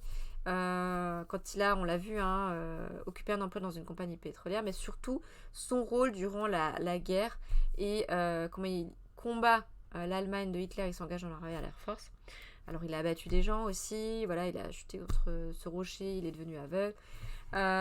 C'est passionnant et forcément là, ça va être un peu plus trash aussi parce que il a vécu des choses, il a vu des choses qui sont humainement difficiles à voir et à vivre. Et il le raconte très très bien avec un humour hyper décalé Souvent, c'est un peu cruel aussi. Mais il y a toujours, et ça, voilà, c'est bien dit aussi dans les ressentis de lecteurs, d'humanité. Mais c'est du Roald Dahl, donc c'est toujours... c'est fin, quoi. C'est vraiment chouette. Et on finit l'article, bah oui, par quelques mots de Roald Dahl, oui. Par exemple, ouais, et ça, c'est vrai que je le relirai pas pareil maintenant. Il a écrit un conte pour enfants qui s'appelle Fantastique Maître Renard, donc c'est hyper lisible, hein, facilement lisible par les plus jeunes, voilà, 10 ans, 8-10 ans, c'est possible de le lire. On a des aventures a priori ouais, rigolotes, sans grande prétention, d'un renard qui vole des poules pour nourrir sa famille. Mais en creux, en fait, c'est l'autoportrait mélancolique d'un père meurtri par la perte d'une de ses filles, qui était alors âgée de 7 ans, et en même temps, il a longtemps ramé pour que la littérature jeunesse ne fasse sa fortune. Donc en fait, même dans ce qui paraît plus léger et mignon, et voilà, il y a un peu de sa vie, et sa vie qui n'a pas été facile, quoi. Donc ouais, je le relirai de manière autre, et ça m'a donné envie, moi, de relire ses écrits adultes. Voilà, je vous invite à faire de même, parce que quel personnage, quels écrits. Et franchement, ça n'a pas trop bougé au niveau d'écriture en plus, donc raison de plus pour le découvrir. 31, mais comme d'hab, je suis à la bourre, hein, voilà. 31, je suis censée finir à 19h30. Voilà, c'est pas trop ça. Mais je fais... Et conseil culturel aujourd'hui, bah oui, pas de tour dans une revue pour ados, parce que j'ai pas eu le temps d'ouvrir un magazine aujourd'hui. On était dans une sorte de journée folle dingue. Où en fait, s'il y a des profs doc qui écoutent, streameuse aussi, non, merci Kaonix. Voilà, s'il y a des profs doc, ça sent trop l'orage là, je sais pas quoi, c'est devenu tout noir d'un coup. Voilà, c'est des profs doc, vous saurez de quoi je parle. Ces journées où vous faites 15 millions de trucs en même temps. Vous faites, alors j'ai reçu une commande de manga, j'ai fini une commande. En même temps, je devais gérer l'ordi, oui, ils faisaient nimp sur l'ordi. C'est le bordel là-bas, je fais la police. Ensuite, il y a des élèves, vous pouvez m'aider en français? Et là, vous dites, ok, je t'ai vite fait en français, mais j'ai oublié ça. Alors le présent qui peut avoir une valeur d'hypothèse, une valeur de vérité, une valeur de truc, une valeur... Putain, mais c'est quoi cet exercice? Donc, vous êtes là, ensuite il y en a qui te parlent, alors il faut couvrir un livre. Ensuite il y a un prof qui vient pour regarder l'expo. Et je vous jure, à un moment j'étais là, mais c'est comme s'il y avait de la fumée qui sortait là, de mon cerveau là. Je me dis, alors tous ceux qui disent, ouais, prof, c'est un métier un peu long, plan et tout. Venez passer une journée avec nous, ça ne veut rien dire. On a des journées, mais surtout quand on est prof doc, qu'on fait 15 millions de trucs. Mais ça qui est bien dans le métier, des journées. Mais tu te dis, mais comment j'ai fait pour arriver au bout? Bref. Je sais pas pourquoi je vous disais ça. Pourquoi je vous disais ça? Oui, j'ai pas eu le temps d'ouvrir un magazine, parce que des fois, quand je présente un tour de revue, je bouquinais un peu le magazine, mais c'était en lecture rapide, hein, vite fait. Et d'ailleurs, je prends toujours le temps de regarder les revues pour ados, parce qu'on apprend plein de choses dans les revues. Avant, je les bulletinais, on appelle ça en bibliothéconomie. Puis hop, je les rangeais, et maintenant, je prends quand même le temps de les regarder. Mais limite, je me mettais sur mon bureau, j'étais... Arrêtez, stop, ça suffit. Ouais. Oh là là là là là là, c'était vraiment une journée, mais de folie furieuse. On arrive au bout, on a fait plein de trucs, mais on n'arrive pas au bout des trucs. Commencer plein de trucs, mais pas fini. Voilà. Et après, il faut réussir à penser à autre chose le soir et pas penser au lendemain où tu attends la même chose. Voilà, c'est ça. Mais bref. Mais bon, après, beaucoup de boulots sont comme ça. Vous aussi, vous avez, je pense, des journées des fois de dingos, mais c'est un truc de malade. Aujourd'hui, c'était une journée bien comme il faut. Allez, conseil culturel, je vais vous présenter un manga. Ben oui, parce que, comme je vous l'ai dit, j'ai reçu des mangas. Je suis allée en chercher d'ailleurs à la librairie et j'ai lu un tome d'une série qui est juste trop bien. Donc je voulais vous en parler. Je prends mes notes et je suis à vous.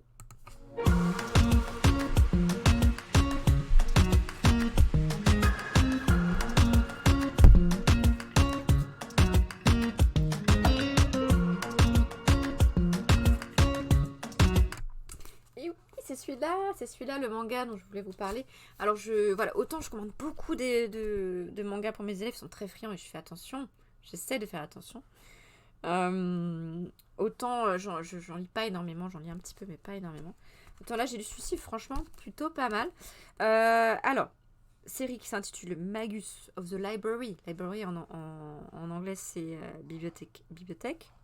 Mitsu Izumi, je pense qu'on prononce comme ça pour le scénar et l'illustration. C'est édité chez Kiun et c'est récent en fait. C'est une série qui est en 5 tomes, c'est en cours. J'espère que ça va pas être en 90 tomes.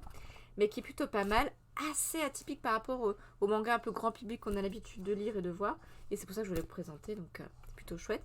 Allez, j'ai essayé de vous choper un résumé comme ça pour que ce soit assez clair. Mais je vais essayer de vous faire un petit briefing un peu plus détaillé. sur Nautilion. Voilà. Mais après, il y a plein de sites comme ça de fans de manga ou vraiment estampillés manga qui sont pas mal. Alors, je vais mettre un seinen. Alors, moi, le premier tome, il m'a pas trop choqué. Sachant que seinen, c'est vraiment jeune adulte. Du coup, j'ai pris pour le collège. Du coup, je suis un peu en flip. Je me dis, je vais quand même essayer de les lire pour voir s'il n'y a pas trop de trucs genre trop choquants. Mais a priori, le premier tome, ça passe. Il conseille 12 ans et plus. Je méfie des âges, hein, parce que voilà, j'ai pris des fois des mangas au CDI et je pense que des fois c'est un peu limite, mais bref. Mais en gros, voilà, pour le topo. Ça parle du livre, ben oui, library, bibliothèque, livre, donc j'ai pas pu m'empêcher de le prendre, bien sûr. Le livre, une source de savoir, une accumulation de signes, chargé de sens, un précieux héritage qui relie passé et futur. C'est un mage qui me l'a dit un jour, protéger les livres, c'est tout simplement protéger le monde. Donc déjà, c'est une citation là du manga, ça vous donne un peu une empreinte du truc. Et on suit les aventures du jeune Shio. Alors lui, c'est vraiment le gars hyper patient. Alors, c'est quand même, par contre, c'est un garçon, un jeune garçon, il est pauvre, tout ça, mais il est comme érudit dans le sens où il passe son temps plongé dans les romans. Il y a vraiment des récits extraordinaires. Alors, il a une vie pauvre, très compliquée. On est dans un monde post-apocalyptique, avec un peu de magie. Tout ça, c'est assez atypique. D'ailleurs, j'adore l'univers. Et bref, le monde, il est pas GG, hein, c'est un peu brutal. Lui, c'est son refuge. Sauf que c'est un peu compliqué pour lui parce qu'il est pauvre. Et autant les livres, c'est quelque chose de sacré comme dans ce monde. Ce qui est original, parce que normalement, dans les mondes apocalyptiques qui sont un peu en bad, les livres, c'est soit censuré, soit brûlé. Donc, ils n'existent pas. La culture, ça fait peur. Là, c'est plutôt le livre érigé comme un objet du savoir, un truc pour les érudits, quoi. Mais pas pour les pauvres. Et lui, bah, il est plongé dans les romans, mais il n'a pas accès à la bibliothèque de son village. Bon, il filoute un peu, il y va la nuit et tout. Mais bref, le gars, il est passionné, quoi. Et son rêve, c'est de partir pour la capitale des livres. Ben oui, c'est une ville où sont rassemblées toutes les connaissances du monde. C'est genre le rêve absolu. C'est un projet utopique, donc genre, il y croit pas, quoi. Il pourra jamais y aller. Surtout qu'il n'a pas de ressources, il est pauvre. Et un jour, les envoyés de cette fameuse bibliothèque centrale, hein, dans cette capitale, débarquent dans son village. Bon, on va voir qu'on comprend pourquoi ils débarquent. Hein. Une sorte de vol d'un livre un peu sacré, important qui a été fait. Et donc, ils sont là pour ça. Et lui, il voit ça comme une opportunité de découvrir après la capitale, d'y aller. Alors déjà, au niveau des graphismes, c'est vraiment chouette. Alors, je sais pas si on le voit vraiment, mais il y a beaucoup de détails. Alors moi, je suis pas non plus une experte en manga, mais parfois, il y a... C'est pas qu'ils sont bâclés, mais comme... Oh là là, je fais la souris. Comme souvent, les mangas, c'est des commandes, il faut que ça aille vite et tout, la production. Parfois, on n'est pas forcément dans le... Les mangaka, ils sont pas vraiment dans le sens du détail et des choses comme ça. Et là, il y a énormément de détails, beaucoup de belles planches, quoi. On arrive pour la souris, c'est ça. Poulet cosmique, hello. Mais tu es là pour les dernières minutes, merci d'être là une nouvelle fois, c'est cool, je parle d'un manga. Mais voilà, on a vraiment ces détails, c'est quand même sublime comme planche. Bon, alors on a de la magie aussi, et on est dans un univers, et c'est pour ça que ma critique est complètement bazar, hein. Il n'y a pas de sens, il n'y a rien, mais c'est pas, je vous dis ça comme ça me vient. On a un univers hyper original. C'est pour ça que c'est bien aimé. Parce qu'on est un peu dans un univers à la mille et une nuits, où on a la magie, on a un peu princesse, les sultans, enfin, on est vraiment dans cet univers-là. Et puis, dans un monde post-apocalyptique, on sait qu'il s'est passé un truc pas clair, pas net, et qu'on est dans un monde pas sympa, hein, en gros. Ce mélange-là, et je trouve qu'on l'a bien retranscrit dans les dessins, et dans les personnages, dans les costumes. Il y a vraiment un art du costume dans ce manga-là. Et vraiment, on le voit pas très bien là, mais voilà, c'est hyper fin dans l'illustration, c'est beau, quoi. C'est un bel objet, ce livre-là. Mais je l'aime, pourquoi? J'ai bien aimé ce premier tome, pourquoi? Parce que le livre, ok, c'est l'objet du sacré, mais on parle quand même du livre sous toutes ses coutures, et même de termes qui paraissent un peu obscurs, genre, on parle de restauration, par exemple, on parle de rouleau, donc il y a un vocabulaire, un monde du livre qui est mis en lumière, et ça, c'est plutôt original. Ça, c'est rarement vu dans les mangas, en tout cas, je ne me souviens pas. Mais il y en a eu d'autres, hein, des mangas autour du livre, mais moi je les ai pas lus. Mais voilà, le livre ça parle de ça, mais en même temps, le livre il est pas pour tout le monde, donc ça nous interroge sur des classes sociales, sur des clivages. Il y a vraiment une réflexion un peu politique derrière qui font que c'est un manga, ouais, ok, mais pas forcément genre détente absolue. On réfléchit quand même. On est sur quelque chose de politique, de classe sociale, donc ça c'est top, ça nous fait carrément réfléchir. Top parce qu'un univers particulier, une sorte de mélange improbable entre Mille et une nuits et je sais pas, un monde où tout va mal, quoi. avec cette beauté des dessins, mais franchement, c'est super chouette. Alors voilà, Seinen, pourquoi? Je ne sais pas. Premier tome, ça passe. Voilà, à découvrir. Le 5e est en cours. Je sais pas s'il est paru en France, le 5e. Mais franchement, c'est plutôt pas mal. Je peux voir un petit extrait, là. Il me semble, hein. Ah non, j'ai que la couverture. Moi, je suis un peu... je sais plus... Ah, et... mais oui, un manga, ça se lit à l'envers. Oh là là. Oh, mais quelle crue je suis. Voilà, on peut feuilleter un petit peu. Voilà, vraiment cet univers un peu mythique. Voilà, on dirait un peu les Aztèques, les Mayas, un peu comme ça. Ça s'inspire de plein de mythologies. Et puis, il y a le côté un peu poétique aussi. Voilà, Maj me l'a dit un jour. Protéger les livres, c'est tout simplement protéger le monde. Exactement. Que de livres, là, c'est trop beau. Et puis voilà, c'est un récit initiatique. On a ce héros qui va devoir, on l'imagine bien, parcourir des obstacles. Le gars, il part de rien. En plus, il est vraiment raillé, il est harcelé. Voilà, et il va devenir, on le sait bien qu'il va avoir un destin incroyable. Il va avoir un héros, donc, un destin incroyable. Voilà, une sorte d'élu. Donc, c'est le roman, le manga initiatique par excellence. Ouais, vraiment, le dessinateur, voilà, pour peut-être ceux qui ont l'habitude de lire des mangas, où parfois on n'est pas dans le détail parce que c'est des commandes, il faut aller hyper vite. On est dans quelque chose de chouette et un univers plutôt magique. Donc voilà, je voulais vous partager. Voilà ce coup de cœur. Mais ouais, bon, je lirai la suite quand même avant de les mettre dans le CD parce que là, j'ai peur. Je suis un peu traumatisée de certains mangas où, ok, le libraire m'a dit ouais, ça passe et tout. Mais en fait, tu dis non, en fait, ça passe pas des fois. Mais voilà, c'est plutôt, à mon avis, une petite pépite que j'ai découverte hier soir, mes heures perdues. 41, ben oui, c'est l'heure de vous quitter. Demain, je serai pas là, pourquoi? Oh, on n'a pas eu la vanne de Caronix avant. Quand on a parlé de cruche et il a dit cruche d'eau ou de vin. Pourquoi cruche ça passe pas? C'est dans c'est de l'automode. Alors après, je pense que c'est pas passé dans l'automode parce que c'est le mot cruche. Mais en fait, le mot cruche, ça peut être aussi une cruche. Ouais, merci. Caronix avait sorti juste. Et pas beaucoup de vannes, Caronix, quand même, ce soir. Hein. C'était pas la vanne comme ça. Non, demain pas là. Pourquoi? Parce que je vais voir ma maman. Je vais voir ma maman. J'y vais en train. Donc à 18h15, je serai dans le train. En train de gérer les enfants. 2 enfants parce qu'après mon conjoint me rejoint après. 2 enfants dans le train en fin de semaine à 18h30. Pensez à moi. Il y a une pensée pour moi. Voilà. Je vais devoir les occuper. Je vais devoir... Voilà. Et moi-même en fin de semaine, ça va être quelque chose. Et samedi, part d'attraction. Mais ça va être trop bien. J'ai trop hâte. Je suis trop contente. Voilà. Ça va être ma petit bonheur là qu'on attend depuis des semaines, des mois. Ouais, et qui arrive samedi. Donc je suis trop contente. Lundi, je serai là. Peut-être un peu en retard parce que j'ai une réunion. Mais je serai là au rendez-vous. Mais oui, mais voilà, je peux pas ce week-end. Mais en plus, je crois qu'on peut faire des lives en truc. Mais t'imagines la nana qui fait son stream dans le train et tout, mais tout le monde a envie de la taper et tout. Mais bref, moi je déteste ça. Les gens, tu sais, ils parlent de leur vie en train, c'est horrible, oui. Mais bref. Et ben lundi, moi je vous souhaite un très très bon week-end. Une bonne soirée là ce soir. Et puis voilà, merci d'avoir été là. Les piliers, les autres, ceux qui reviennent, ceux qui sont là juste pour faire coucou. Merci d'être là et ceux qui regardent en différé aussi. Bonne soirée à tout le monde. À demain. C'était trop chouette de vous avoir dans le stream comme d'hab. Merci Caronix. Et puis merci de ta bienveillance. Toujours des petits mots sympas. Bye bye. Ouais, si tu veux. Bah, de temps en temps, je regarde les messages. Donc, faut pas hésiter. Au revoir pour les cosmiques. Et poulet cosmique. Un petit coucou vite fait. Mais voilà, c'est beaucoup. J'adore ce pseudo. Poulet cosmique. Bye bye. À lundi. Bon week-end à vous.